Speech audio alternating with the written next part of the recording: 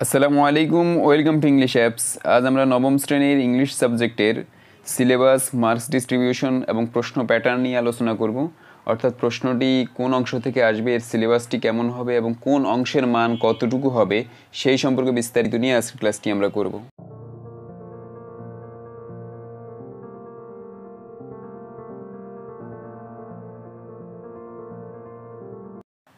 ক্লাসটি শুরু করার আগে বলে নিচ্ছি, যারা এখনও ইংলিশ অ্যাপ চ্যানেলটিকে সাবস্ক্রাইব করোনি অবশ্যই সাবস্ক্রাইব করবে এবং বেল আইকনটি ক্লিক করে রাখবে, যাতে করে যখনই ভিডিও আপলোড করি তোমাদের কাছে নোটিফিকেশন চলে যায়। নবম দশম শ্রেণীতে ইংলিশ সিলেবাসের মধ্যে ইংলিশটি হচ্ছে দুই পত্র, একটা হচ্ছে ইংলিশ ফার্স্ট পেপার আর একটা হচ্ছে English second paper. English first paper হচ্ছে 100 মার্কস আর ইংলিশ সেকেন্ড পেপার হচ্ছে 100 মার্কস। ইংলিশ ফার্স্ট পেপারের জন্য বোর্ড থেকে একটি বই দেওয়া হয় ইংলিশ টেক্সট বুক নামে, সেই বইয়ের আলোকে প্রশ্ন থাকে এবং রাইটিং পার্ট থাকে। আর ইংলিশ সেকেন্ড পেপারে হচ্ছে গ্রামার থেকে প্রশ্ন আসে, এটাও বোর্ড থেকে একটা গ্রামার বই থাকে এবং সহায়ক কিছু গ্রামার পড়তে হয়। তো সেখানে ইংলিশ সেকেন্ড পেপারে গ্রামার অংশে থাকে 60 মার্কস, 60 মার্কস এবং রাইটিং পার্ট থেকে থাকে 40 মার্কস। তো এখন আমরা প্রথম ফার্স্ট পেপার নিয়ে আলোচনা করব, তারপর আমরা সেকেন্ড পেপার নিয়ে আলোচনা করব। ইংলিশ পেপারের মধ্যে প্রথমেই একটি সিন প্যাসেজ থাকবে, এটা হচ্ছে সিন প্যাসেজ 1। অর্থাৎ ইংলিশ টেক্সট বুকে বা তোমাদের যে ইংরেজি পাঠ্য বইটি দেওয়া হয়েছে সেই পাঠ্য বই থেকে যে কোনো একটি প্যাসেজ তুলে দিবে, এটা হচ্ছে এই সিন প্যাসেজ 1। তো এই সিন প্যাসেজ 1 থেকে দুই ধরনের প্রশ্ন থাকবে। প্রথমত হচ্ছে 1 নম্বরে MCQ বা মাল্টিপল চয়েস কোশ্চেন, এটা হচ্ছে 7 মার্কস, 7টা প্রশ্ন থাকবে 7 নাম্বার। অর্থাৎ যেই প্যাসেজটি থাকবে সেটার আলোকে 7টি MCQ থাকবে, সিনোনিম থাকতে পারে, অ্যান্টোনিম থাকতে পারে, বা প্রশ্নের সিনের আলোকে কিছু প্রশ্ন থাকতে পারে, সেগুলোর আলোকে MCQ থাকবে 7টি, সেটা হচ্ছে 7 নাম্বার। 2 নম্বর হচ্ছে আনসারিং কোশ্চেন অর্থাৎ প্রশ্ন উত্তর, 10 নাম্বার। এটা হচ্ছে 5টি প্রশ্ন থাকবে সিন প্যাসেজের আলোকে, সেই সিন প্যাসেজের আলোকেই 5টি প্রশ্নের উত্তর দিতে হবে। 5টি প্রশ্নের মান হচ্ছে 10, প্রত্যেকটা প্রশ্ন হচ্ছে 2 মার্কস করে, সুতরাং 5 গুণ 2 সমান 10 নাম্বার। এটা হচ্ছে সিন প্যাসেজ 1 থেকে, তাহলে 10 আর 7 17 নাম্বার।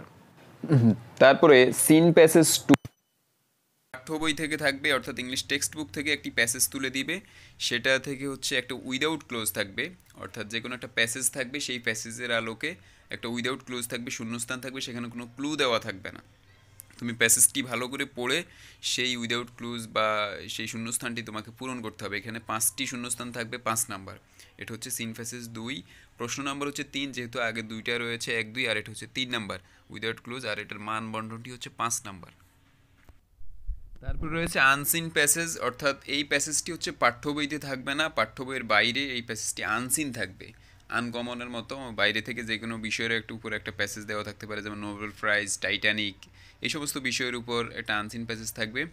সেটা থেকে প্রশ্ন থাকবে 2টি, একটা হচ্ছে ইনফরমেশন ট্রান্সফার, এটা হচ্ছে এক ধরনের টেবলের মতো, বক্সের মতো। যেমন সাপোজ মনে করো নোবেল প্রাইজ বা আলফ্রেড নোবেল সম্পর্কে একটি প্যাসেজ দেওয়া আছে, তো সেখানে শূন্যস্থানে প্রশ্ন তো শূন্যস্থানের মতো থাকবে, যে এক জায়গায় প্রশ্ন থাকবে শূন্যস্থান কে এত সালে জন্মগ্রহণ করেছে, তখন তোমাকে দিতে হবে যে আলফ্রেড নোবেল এত সালে জন্মগ্রহণ করেছে।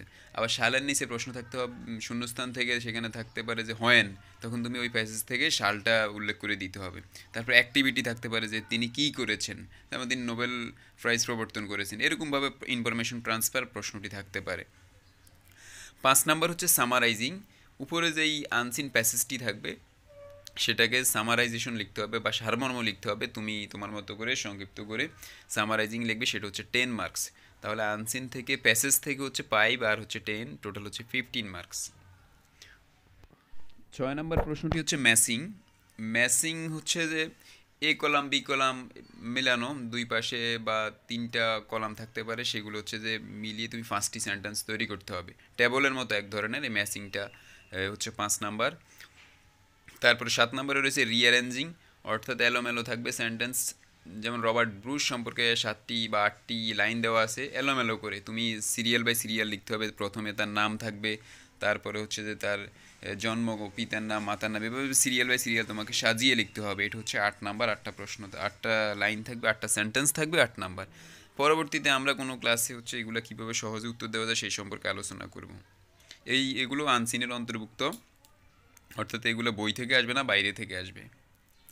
এই হচ্ছে ইংলিশ ফার্স্ট পেপার রিলেটেড যে প্রশ্নগুলো। এখন আমরা রাইটিং পার্ট নিয়ে আলোচনা করব।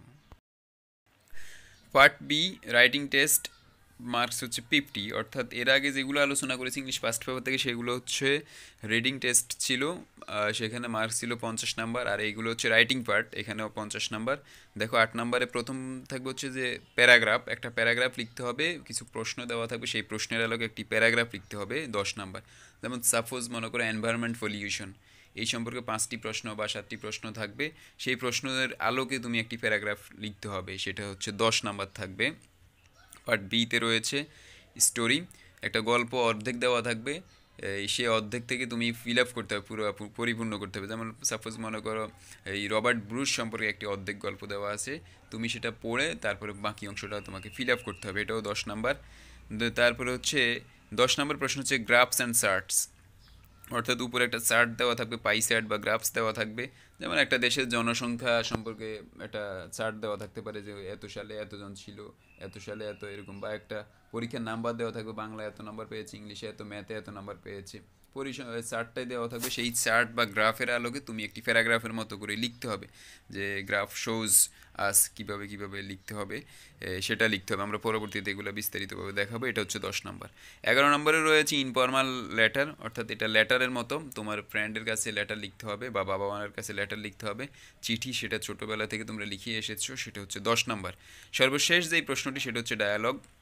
ডায়ালগ দুই বন্ধুর কথোপকথন থাকতে পারে, ডাক্তার আর পেশেন্টের মধ্যে কথোপকথন নিয়ে ডায়ালগ লিখতে বলা হতে পারে, এটা হচ্ছে 10 নাম্বার। এই হচ্ছে রাইটিং পার্ট হচ্ছে 50, আর আগে ছিল রিডিং টেস্ট, সেখানে ছিল 50, টোটাল 100 নাম্বার হচ্ছে ইংলিশ ফার্স্ট পেপার থেকে। এই হচ্ছে ইংলিশ ফার্স্ট পেপারে মান বন্টন আমরা আলোচনা করলাম। সেখানে ছিল, তোমরা দেখতে পেয়েছো, reading test 50 number, writing test ছিল 50 নাম্বার, টোটাল হচ্ছে 100 নাম্বার। এখন রিডিং টেস্টে কী কী ছিল, সেখানে পাঠ্য বই থেকে সিন প্যাসেজ দুইটা ছিল, seen passage 1, seen passage 2। Seen passage 1 থেকে প্রশ্ন ছিল, এমসিকিউ ছিল, আনসারিং কোশ্চেন ছিল, একটা ছিল 5 আর একটা ছিল 10, টোটাল একটা ছিল 7 আর একটা 10, টোটাল 17 নাম্বার। তারপর সিন প্যাসেজ 2 থেকে ছিল উইদাউট ক্লোজ, সেখানে ছিল 5 নাম্বার, 17 আর 5 22 নাম্বার ছিল। তারপর আমরা আনসিন দেখতে পেয়েছি, একটা আনসিন প্যাসেজ থাকবে, সেখানে ইনফরমেশন ট্রান্সফার থাকবে 5 মার্কস, এবং সামারাইজিং থাকবে হচ্ছে 10 মার্কস, টোটাল হচ্ছে 15 মার্কস। তারপর হচ্ছে ম্যাসিং থাকবে এবং রিঅ্যারেঞ্জিং থাকবে, সেগুলো নিয়ে আমরা আলোচনা করেছি। রাইটিং পার্টে কী কী থাকবে, রাইটিং পার্টে প্যারাগ্রাফ থাকবে, ডায়ালগ থাকবে, ইনফর্মাল লেটার থাকবে, গ্রাফস অ্যান্ড চার্ট থাকবে, এইগুলো নিয়ে আমরা আলোচনা করেছি। আশা করি তোমরা বিষয়টা খুব ভালো করে বুঝতে পেরেছ। তো তোমরা এখন থেকে যেটা কীভাবে প্রিপারেশন নিতে পারো পরীক্ষা ভালো করার জন্য, ইংলিশ ফার্স্ট পেপার বোর্ড বই যেটা দেওয়া হয়েছে সেটা প্রথম থেকে খুব ভালো করে পড়বে, সেটা থেকে ভালো করে প্যাসেজগুলো খুব সুন্দর করে অর্থ করে করে বুঝতে চেষ্টা করবে, বোঝার চেষ্টা করবে, তাহলে ইংলিশ ফার্স্ট পেপারে ভালো করতে পারবে। এবং আমাদের ইংলিশ অ্যাপ চ্যানেলে আমরা চেষ্টা করবো তোমাদের ইংলিশ ফার্স্ট পেপারে ভালো করার ট্রিক্স এবং হচ্ছে যে ভিডিওগুলো দেওয়ার জন্য, ক্লাসগুলো তোমাদের সহজেই দেওয়ার জন্য, তাহলে আশা করি তোমরা অনেক বেশি ভালো করতে পারবে। তো আজকের ক্লাসটি এই পর্যন্তই। যারা এখনও ইংলিশ অ্যাপ চ্যানেলটিকে সাবস্ক্রাইব করেনি অবশ্যই সাবস্ক্রাইব করবে এবং বেল আইকনটি ক্লিক করে রাখবে, যাতে করে যখনই ভিডিও আপলোড করি তোমাদের কাছে নোটিফিকেশন চলে যায়। সবাই ভালো থাকো, সুস্থ থাকো, আল্লাহ হাফেজ।